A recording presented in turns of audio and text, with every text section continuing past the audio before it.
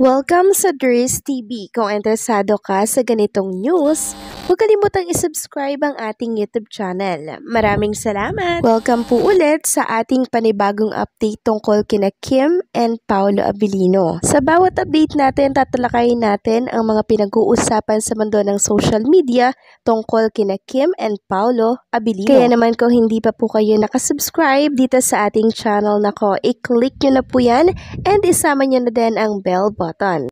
So ayan, welcome back again sa ating YouTube channel mga ka-Kimpao. Sa update natin ito, ang pag-uusapan natin ay tungkol sa mga importanteng kaganapan ulit kina Kim and syempre kay Paolo Abilino. Pero bago natin pag-usapan yung mga importanteng ganap na yan, nais ko lang i-share sa inyo itong pinost ni Kim Pao Sparks tungkol po kay Kim and syempre sa mga naka-love team niya po. Sabi niya dito, "So this comment online, kaya I never understand the hate on Kimi for having multiple successful love team. First, none of them were intentional. Second, not everyone has that natural pull na kahit one project lang, people stay hooked. Sorry po if she's queen of chemistry. And in between those pairings, ang dami niyang successful project with other actors. May solo build movies and TV shows para pa siya. Pero syempre, haters will never acknowledge that." Correct. So, ano ba yung nilalaman ng comment na pinost niya? Sabi niya dito, Kim Gerald, hindi naman sila partner sa PBB dati. Noong unang pumasok, then later on, sila pala mas magka-vibes. Kim Zian, third leading man lang si Sia ni Kim. Sabi nun, the girl, but mas malakas chemistry nila than other two higher build leading men. Kim Paolo, ito organic talaga. Characters nila, salin lang, halos magpa na, kabit at napakasama pa ng karakter ni Kim. Kinilig pa rin audience. Napalitan tuloy si Jake Hercito sa What's Wrong with Secretary Kim. Big break sana for Jake. So mahusay po talaga mga ka-Kimpao na artista or actress si Chinita Princess. Lahat ng i-partner sa kanya na leading man talagang may spark, may chemistry. At dito talaga kay Paolo Abilino, sobrang organic talaga yung suporta sa kanila eh. Grabe, mas malakas mga ka-Kimpao kumpara sa mga naka-love team ni Chinita Princess. Next topic naman, pag-usapan natin mga ka-Kimpao, itong post ni Johnny. Sabi niya, "Di ako makamove on din talaga kahit may mas sila. Nananampal pa din yung malalang face card." So ayan no, ang pogi po ni Kim and Paolo Abilino no.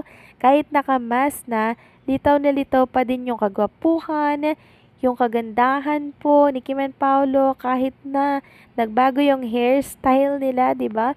Maganda at gwapo pa din. Nasa mukha kasi 'yon, mga ka-Kimpao, 'di ba? Yang buhok na 'yan, palamuti lang naman 'yan sa ating mga mukha, 'di ba? Or sa ating mga ulo. Next topic naman, pag-usapan natin mga ka-Kimpao. Ito pong nakita ko po na video na kumakalat ngayon for Kim and Paolo. So may nagtatanong kasi bakit daw nasa hulihan si Chinita Princess tapos si Paolo Abilino daw nasa unahan. Bakit daw hindi sinasabayan or bakit daw hindi nagsasabay si Kim at Paolo? Kung may tampuhan daw ang dalawa, sus Mio Marimar, may tampuhan pa ba yung ganyan? Pinagdala na nga po ni Paolo Abilino si Chinita Princess ng bagahe, may tampuhan pa din. So yung mga bashers talaga no? Makagawa lang po ng issue. Kahit ano na lang po ang magawa nila ng issue. Samantalang tayo, hindi po nila tayo maloloko dahil tayo po nakatutok 24/7 sa mga galaw ni Kim and Paolo Abilino dito sa mundo ng social media. Walang tampuhan mga ka-Kimpao, sus Mio Marimar. Sabi nga ng isang Kimpao fan dito sa EXO, "Grabe Pao, sobrang bait mo. Kaya panalo ka sa puso ni Kimi kasi hindi lang gwapo, sobrang dedicated pa sa work. And lahat ng gusto ni Kimi, palihim mong tinutupad. Grabe, action genre era for Kimi. Mukhang wish granted again, Pao. So next, big happy family wish ni Kimi.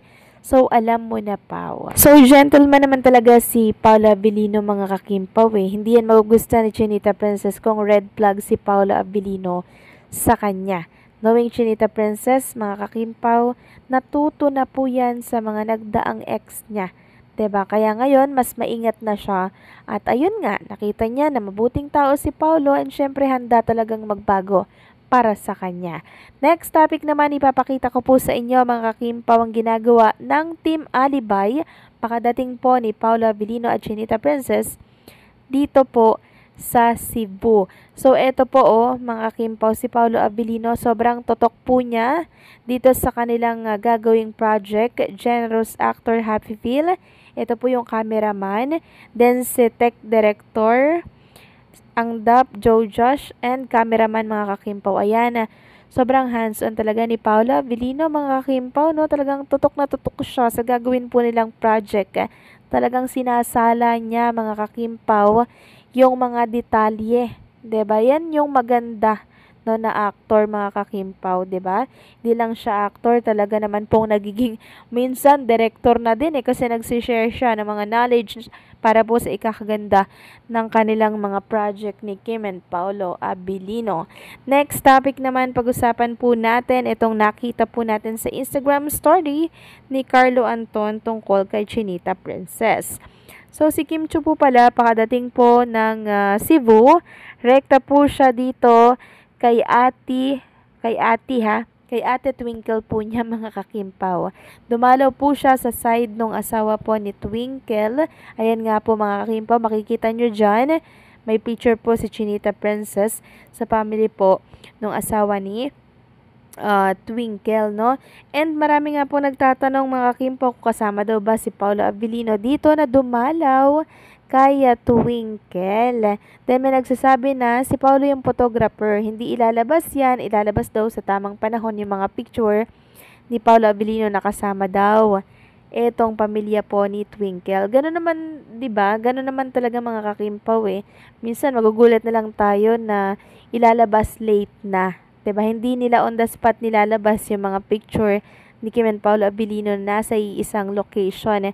'Di ba? Hinuhuli po nila mga kakimpaw. And syempre, kasama man si Paulo Abilino or hindi dito, walang issue yan kasi 2 weeks silang magkasama mga kakimpaw ni Chinita Princess dito po sa Cebu.